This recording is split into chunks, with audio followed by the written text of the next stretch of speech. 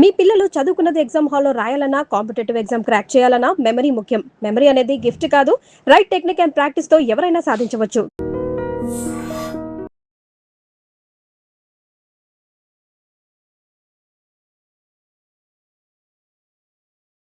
అప్పుడు మీరు పనిచేసిన 3 సంవత్సరాల్లో బాంబులు వేయడం, కల్చరు, తుపాకులు సీజ్ చేయడం కాకుండా ఫ్యాక్షనిస్ట్ని పట్టుకొని కౌన్సిలింగ్ చేయడం అనేది ఇంపార్టెంట్ అని అప్పుడులో ఉండేది. చాలా మీరు ద్వారకా తిరుమలరావు గారు అని, గోవింద్ సింగ్ గారు అని, ఉమేష్ చంద్ర గారు అని, మరి ఆ ఫార్ములా ఫాలో అయ్యారు?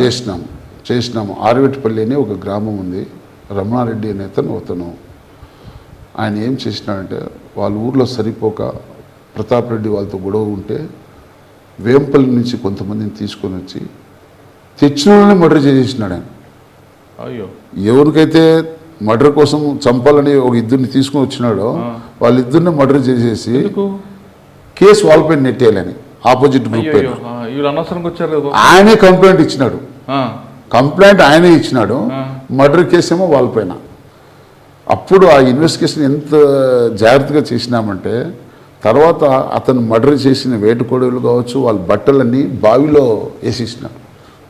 అదంతా తీర్చి మేము దానికి లీడ్ ఎక్కడ వచ్చింది, వానిపైన అనుమానం వస్తుంది మాకు. అవతలేమో ముద్దాయిలు అయితే జనరల్గా ఫ్యాక్షన్ ఏరియాలో ఏం చేస్తారంటే, ఏదైనా ఒక అఫెన్స్ అయితే ఉండరు, అఫ్ఘానిగా అయిపోతారు. అవును, ఎక్కడైనా కూడా అది జరిగింది సంఘటన అంటే చేసినోడు గ్యారంటీగా వెళ్ళిపోతాడు, ఉండడు. అది నీకు పెద్ద గుడ్డి నమ్మకం. వీళ్ళు ఇక్కడే ఉన్నారు, పోలేదు. వాళ్ళు ఎక్కడ ఎవరు కూడా ఊరు వదిలిపోలేదు, ఊర్లోనే ఉన్నారు. అసలు వాళ్ళు మేము పోయి పట్టుకుంటామంటే వాళ్ళు మా కళ్ళ ముఖం తెరుచుకొని చూస్తున్నారు. అసలు మాకు ఏ పాపం లేదని వాళ్ళు కాలు పట్టుకునేకి వస్తున్నారు. ఇదేంటో ఇది భలే వెరైటీ ఉందని కంప్లైంట్ వదలలేదు మేము. ఇంకా మాకైతే కొంత సస్పిషియస్ ఉంది.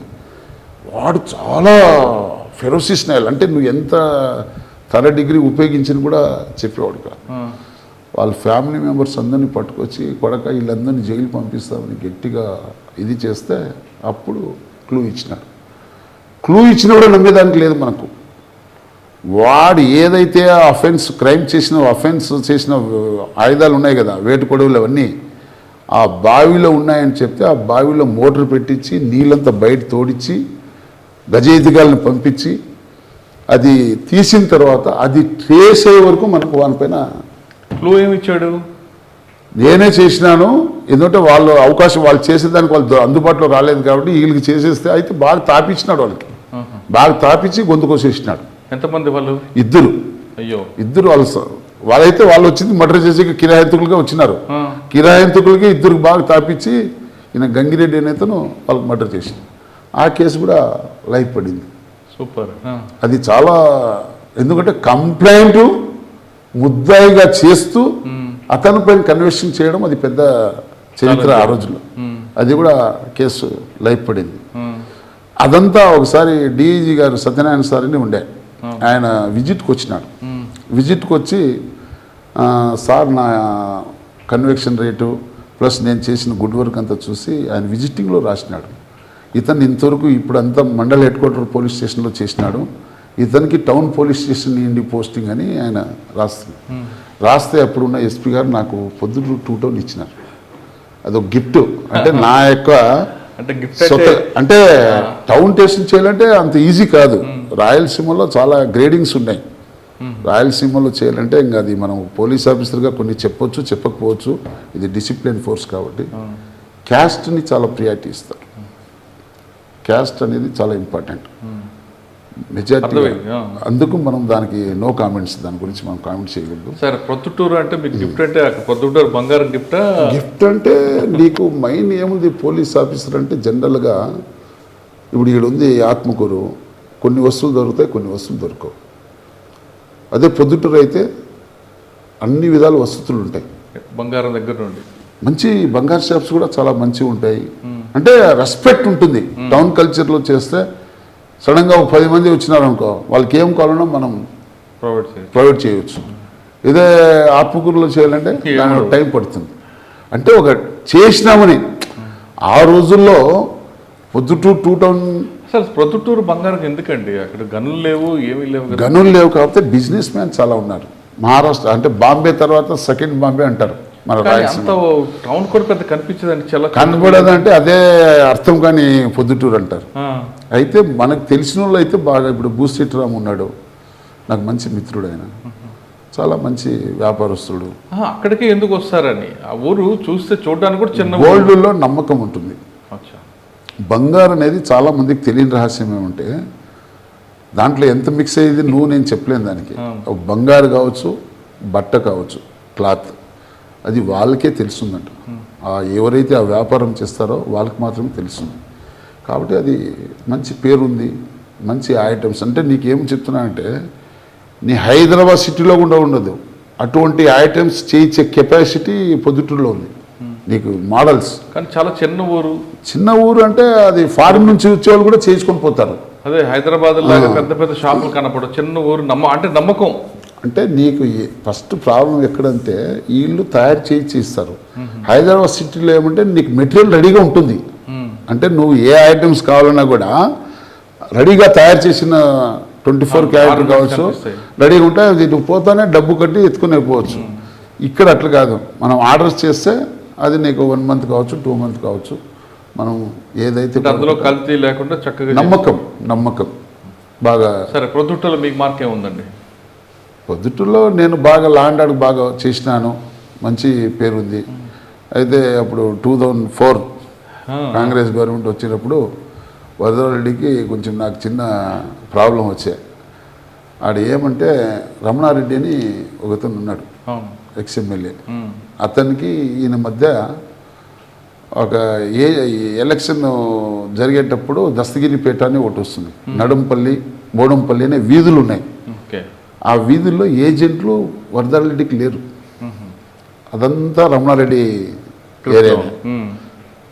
నేను ఏం చేసినా, ఒక పోలీస్ ఆఫీసర్కి ఏం చేసినా అంటే ఏ పార్టీ ఏజెంట్ని కూడా ఎవడు తీసేదానికి లేదు, ఇది నేను నా ఏరియాలో నా కంట్రోల్లో ఉండాలని ఏజెంట్లు కూర్చోబెట్టి ఎలక్షన్ జరిపించిన, ఫేర్గా చేయించిన. అది రమణారెడ్డికి ఒప్పుకోలేదు.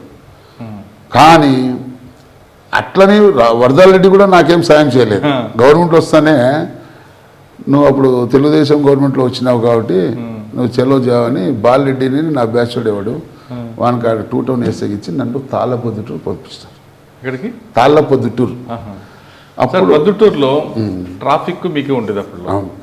కానీ ట్రాఫిక్ అసలు కంట్రోల్ ఉండదండి, రోడ్లు డెవలప్ కంట్రోల్ ఉండదంటే దానికి చాలా ఇంపార్టెంట్ ఏమంటే పొద్దుటూరు చుట్టుపక్కల ఉండే ప్రాంత ప్రజలంతా ఉదయం 8 నుంచి రాత్రి 9 వరకు టౌన్లోనే ఉంటారు.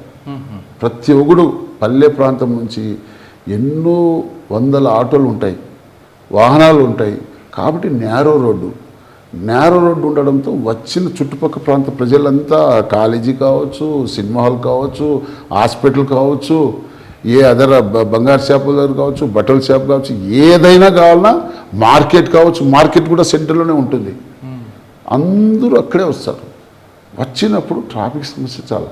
దాంట్లో ఈ ప్లాట్ఫారం వాళ్ళు చాలామంది ఉంటారు, వాళ్ళకి మనం సరిగా ఏది చూపిలేము. ఎందుకు ఈ మాట చెప్తున్నానంటే వాడు ఎంత పెద్ద డబ్బు ఉన్నోడైనా ఒక షాప్లో ఉన్నా కూడా ప్లాట్ఫారం బతికేవాడు రోడ్డుపైనే ఉంటాడు కదా, వానికి కూడా భార్య పిల్లలు ఉంటారు కదా, వాని బతుకు తెరుగు కూడా వాడు చూసుకోవాలి కదా. కాబట్టి ఇంకా దానికి మానవత్వం అనేది ఒకటి అడ్డం పడుతుంది.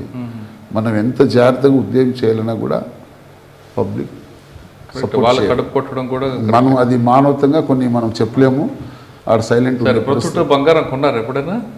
బంగారం అంటే అప్పుడు నా మ్యారేజ్ కొన్నాను, 19లో నా మ్యారేజ్ జరిగింది, ఆయన రాము దగ్గరే చేయించినాము. అయితే సరే, పొద్దుటూరులో ఇంకొక ఫేమస్ ఉంది, దోశ కూడా ఉంది, కోవా ఉంటుంది బాగా మంచి స్వీట్ దోశ అని. ఆల్ డ్రై ఫ్రూట్స్ వేసి దోశ చేస్తారు. ఆ రోజుల్లో 150 రూపాయలు అనేవాళ్ళు ఒక దోశ. ఇంకోటి పోలికలు ఉన్నాయి, బాగుంది, చాలా బాగుంటాయి. ఓకే, ప్రొద్దుటూరు తర్వాత ఎక్కడికి వచ్చారు? తాళ్ళపొద్దుటూరు పోయిన తర్వాత మళ్ళీ లెక్కరేడుపల్లికి పోయినాము. లెక్కరేడుపల్లి అప్పుడు రాజశేఖర రెడ్డి గారు సీఎం గారు ఉన్నారు. ఆడ నాకు మంచి జరిగింది అనుకుంటా. నేను ఎప్పుడు కూడా ఆడ రెడ్ శాండిల్ కేసెస్లో చాలామంది ఆఫీసర్లు సస్పెండ్ అయినారు రాజశేఖర రెడ్డి సీఎం గారు ఉన్నప్పుడు. నేను లెక్కరేడుపల్లి ఎస్ఐ కింద, పైన మా సిఈ గారు ఉండే సోమన్ అని, ఆయన మా గురువు ఉండే వెంకటరామరెడ్డి అని డిఎస్పీ పులిందర డిఎస్పీ గారు, మంచి ఆఫీసర్, చాలా జెంటిల్మెన్. ఆ రోజుల్లో నేను లక్కిరెడ్డిపల్లిలో చాలా పద్ధతిగా ఉద్యోగం, ఎందుకంటే కొంచెం భయం కూడా అక్కడ రాజగోపాల్ రెడ్డి అని సీనియర్ పొలిటీషియన్ ఉన్నాడు. ఆడు చాలా మోహన్ రెడ్డి అని ఇప్పుడు శ్రీకాంత్ రెడ్డి వాళ్ళ నాయన ఉండే ఎమ్మెల్యేగా కాంగ్రెస్ పార్టీకి. ఆడ కొంచెం అడవి ప్రాంతం ఫారెస్ట్ ఏరియా ఉండడంతో మొత్తం రెడ్ శాండిల్ వ్యాపారం ఎక్కువ జరుగుతూ ఉంది వాస్తవం. ఆ రోజు ఎందుకో నా దగ్గర కూడా ఎవరో అప్రోచ్ అయితే నేను దానికి అంగీకరించకుండా సైలెంట్ అయిపోవడంతో మా సిఈ గారు కొంచెం దాంట్లో పొరపాటు చేయడంతో మొత్తం 1 వీక్కే 3 సిఈలు ఎస్ఐలు మొత్తం 15-16 మంది సస్పెండ్ అయిపోయారు. నాకు 10 డేస్కి సిఐ ప్రమోషన్ రావాలి. ఆ రోజు నేను సిఐ ప్రమోషన్ తీసుకొని పోయి డిఎస్పీ కలిసి ఆయన వాళ్ళ ఇంటికి తీసుకుపోయి నాకు భోజనం పెట్టినాడు డిఎస్పీ గారు. భోజనం పెట్టి, నువ్వు ఈరోజు సిఐ అయినా అంటే నువ్వు పెద్ద అదృష్టవంతుడు, పైన సిఐ సస్పెండ్ కావడం ఏమి, కింద ఎస్ఐ ఎందుకు కాలేదనేది ప్రతి ఒక్కరు దానికి ప్రశ్నిస్తున్నారు. అంటే నేను చెప్పిన, సార్ మీ అందరి బ్లెస్సింగ్స్, మా అమ్మవారు కులదేవత అమ్మవారు ఉన్నారు సార్. అందులో ఆ 15 మందిలో మీ రోల్ లేదు, ఆ మిగతా వాళ్ళందరూ చేతులు తడుతున్నారు. నేను అది కాదు, సిఐ సస్పెండ్ చేసి కింద ఎస్ఐ సేవ్ అయినాడంటే నువ్వు అదొకటి అర్థం చేసుకోదానికి. ఒకటే బిల్డింగ్లో ఉండే దాంట్లోనే ఒకే హెడ్ క్వార్టర్ మీకు సంబంధం లేకుండా వేసేస్తారేమో, ఏముంది మన చేతిలో ఉండే అట్లాది మనకు. అలా కాదు, ఆ క్రైమ్లో మీకు సంబంధం లేకుండా ఆయన చేయి పెట్టాడా? అంటే ఆయన సర్కిల్ కదా, నేను ఎస్ఐ, నేను ఎల్ఆర్పల్లికి ఎస్ఐ, ఆయన రామాపురము గాలివీడు అన్నిటికీ సర్కిల్. ఆయన ఏరియా పెద్దది ఉంటుంది కదా. అట్లా ఆయన ఎవరండి ఆయన పేరు? సోమన్న సార్ అని ఉన్నాడు పాపం. తర్వాత ఎక్కడికి వచ్చారు? అక్కడ సిఐ ప్రమోషన్ అయింది. సిఐ ప్రమోషన్ తర్వాత జమ్మడుగు సిఐగా. ఓకే, జమ్మడుగు సిఐగా చాలా టౌన్లో క్రైమ్ ఉంది కదండి జమ్మలమడుగులో, ఫ్యాక్షన్ ఉంది కదా. నేను కొండాపురం, అది ఒక చిన్న దీంట్లో చిన్న చిట్కా ఏమంటే, కస్టమర్ రవి అని ఒకతను ఉన్నాడు, పెద్ద ఆయన, మంచోడు. ఇట్లే మీ మాదిరిగా వచ్చినాడు జమ్మడుగు సిఐగా ఉన్నప్పుడు. నేను నీ కొండాపురం వేయిస్తా అన్నాడు. నీ ఇష్టం అన్నా అని చెప్పిన. జస్ట్ ఒక టీ తాగినాము. టీ తాగేటప్పుడు నాకు ఆర్డర్ వచ్చింది కొండాపురం సీఎం రాజశేఖర రెడ్డి సీఎం గారికి ఫోన్ చేసినాడు డైరెక్ట్. ఆయన చేస్తే అప్పుడు అడిషనల్ డీజీ ఇంటెలిజెన్స్ ద్వారా వస్తే మా ఎస్పీ అప్పుడు చౌహాన్ సార్ ఉండే. అట్లా బల్ల బుద్ధి, నువ్వు జమ్మూరులో ఉన్నావు కదా, కొండాపురం నీకేం అవసరము, ఏం పని నీకాడని చెప్పినాడు. సార్ అది నాకు సంబంధం లేదు అంటే ఒప్పుకోలేదు. ఒప్పుకోకపోతే వాస్తవం చెప్పిన, సార్ ఒకతను సో పర్సన్ వచ్చినాడు, ఇట్లా ఛాయ్ తాగుతున్నాము ఎందుకు ఆయన చెప్తే నేను నవ్వుకున్నాను. అయినా డివో ఎట్లా ఏడిస్తుంటే ఏదో గంటలో డివో వచ్చేసిందంటే సరే అని మళ్ళీ ఆయనే ఫోన్ చేసి జాయిన్ కానీ చెప్పినాడు.